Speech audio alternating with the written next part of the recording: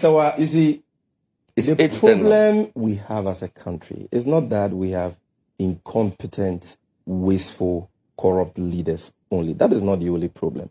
In fact, the major problem is because we have leaders who are intoxicated with power. Arrogant, pompous leaders who don't listen to the wise counsel of the people. The arrogance of power which has been displayed on your set this morning speaks volumes about what I am talking about. I'm not a dead Look, goat. most of the things Pius Sammy, I'm is not a talking dead about, goat. he doesn't even understand. He says that the depreciation of the cedi was averagely 18% under the NDC. Where is he quoting from? So I will give you contrary, indisputable facts. Oh. Okay? That shows that in 2016, when we were leaving office, the cedi depreciated by 9.6%.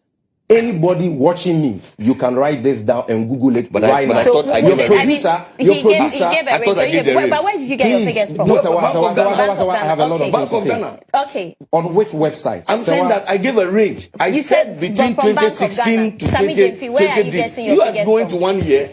I said cumulative. I took 4 hold years, on, 4 Pius. years. Thank my dear, you. this is Yes. Ghana Web. A story headlined, cedi ends 2019 with 12.9% fall. Is it dated Thursday, 2nd January 2020? But you are comparing apples to Please, bananas. can you keep Pius, quiet let for me him to finish. speak? Let him. correct When you were No, speaking, I let didn't him- help yes, you so once. let him but- finish. I am telling you that whereas the cedi depreciated by 9.6% in 2016, one of the years that we got, we got the cedi depreciated at a very high rate. In 2019, before COVID, the cedi was depreciating at 12.9%, even before COVID. 12.9% in 2019. We recorded our first cases of COVID-19 in March 2020. You know, But in 2019, the cedi had depreciated by 12.9%. And I'm saying that the depreciation we achieved for the whole of 2016 of 9.6 was far better than your performance in 2019, even before COVID. Again, it says that the cedi is not the worst performing currency among top performing African currencies because he has seen a publication where the cedi is being compared to only 6 currencies. It is either you don't read or you don't read well when you read. Because those publications, and I have one of those publications here, by My Jaw Online. No, please, let me educate you. By My Jaw Online, which, because we have top African currencies, which is the level at which Ghana has been playing for years. And those currencies are not 6, they are about 15. And currently, we are the worst, the cedi is the worst performing currency among those 15 currencies. Cedi now worst among Africa's top currencies, depreciates 7.6% to dollar.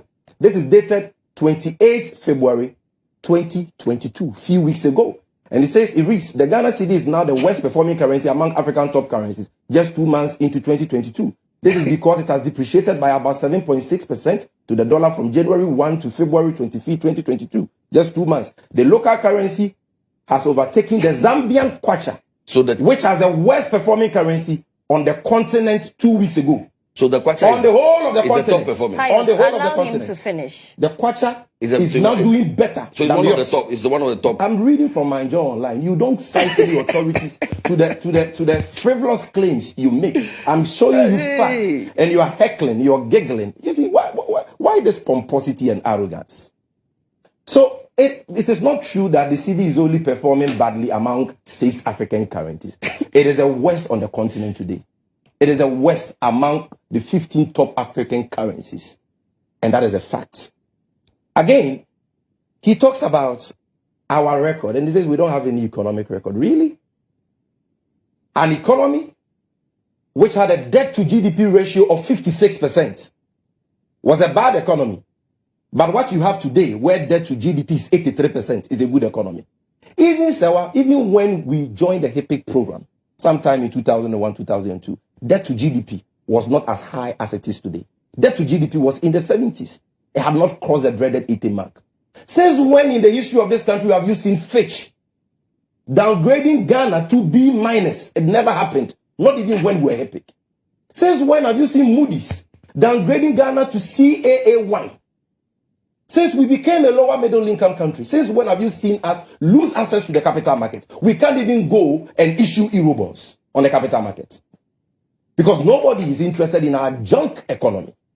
And this is the economy you want us to celebrate? Check budget deficits. In our time, it was around 7%. Now you did 15.7% in 2020. Now you are doing over 12%. Check debt to GDP. Check the fiscal space. At least the economy we left you, after you service your debts and pay for salaries, you still had money left for capital expenditure. We left you a Ghana Investment Infrastructure Fund with over $200 million in it. We left you almost 1 million metric tons of cocoa production. We left you 2 additional oil fields to the Jubilee fields, which has seen an increase of daily oil production in Ghana from 70,000 barrels, to 200,000 barrels. We left you the Tuabo gas processing plant, the biggest factory in Ghana, $1 billion investment that saved this country $300 million. We left you a sinking fund with about 500 million Ghana cedis in it to pay the first Eurobond, which was issued under the Kufuor administration. Is that economy you are describing as a bad economy we bequeath to you? You are just a wasteful child who has dissipated all the wealth that was bequeathed to you by the XY regime. And look, we may have cancelled allowances and all that, but we did so by investing in the productive sectors of the economy. And as you saw hospitals, regional hospitals, institutional hospitals, district hospitals, you have had in excess of 530 billion in 5 years. You cannot boast of one hospital you have built. Not even one district hospital. 111. You've not even built one secondary school. 111. We can show you. You've built it. He's saying that we have. Where is it? 111. Have you built it? You've not even done the foundation anywhere. The ones he's please, let me make my point. My brother, she asked me a question. Be disciplined and let me she make asked the question. No, but he's embarrassing talking yourself. about You are no longer a you deputy information minister. 111. You are now the CEO of National Youth Authority. Stop embarrassing yourself and let me talk. So this is what I'm saying. We were investing in building schools. We commenced the construction of about 124 community-based senior high schools, completed about 50 of that. We were building hospitals. Look at the lie. Because of the critical investments we made today, Ghana boasts of the best airport in the whole of West Africa, Terminal 3. Today, Ghana boasts of the biggest port in the whole of West Africa. That is the MPS terminal at the Tema Port. These are investments that have created jobs, that have expanded the economy, and so on. What can you boast of? Is it the consumption-related expenditures that you have been using borrowed funds for? And did I hear him talk about Pokwase? That Pokwase, assuming without admitting that Pokwase is cheaper, who contracted the Pokwase loan? The Pokwase loan was approved in November 2016. In November 2016. Under the Exwa Mahama administration. And in fact, common sense will tell you that you do not compare the cost of two projects when they are different in scope. There is no way you can compare the Pokwase interchange, even though it is a 4-tier interchange, to the scope of work involved in the Circle Dubai interchange. All of which are Mahama legacies. So what is he talking about? Then this issue of Dumso and you supervise Dumso and all that. Listen, my brother, what have you done to fix Dumso? Bawumia in 2016 on Joy FM said that Mahama deserved no credit for fixing Dumso. We fixed Dumso by investing in the Tuabo gas processing plant. We fixed Dumso by increasing the generation capacity of this country to over 5,000 megawatts, by bringing in car power, by bringing in Ameri. What have you done to increase power generation? What have you done to provide fuel for our plants? What have you done to stabilize energy in this country? That you can even talk about Dumso. The reality today is that you need more than 8 Ghana cedis to get $1. The reality today is that a gallon, a liter of diesel and petrol has already broken the 8. Now you need 10 cedis to 11 Ghana cedis to get a liter of diesel and petrol. 2 gallons of diesel and petrol today is costing costing about 100 Ghana cedis.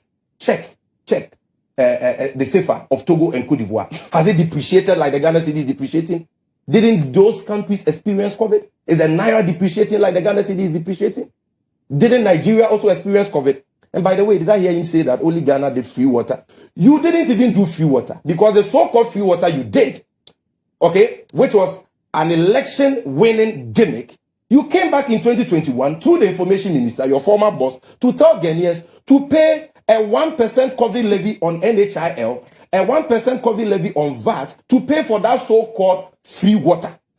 But for your information, if you don't know, go and read. Rwanda, Paul Kagame of Rwanda did free water. He did free electricity. He supported the citizens during COVID more than you did in Ghana. All right. And there are many other examples in the sub-region. All right, thank you. And let me just say for your that mismanagement.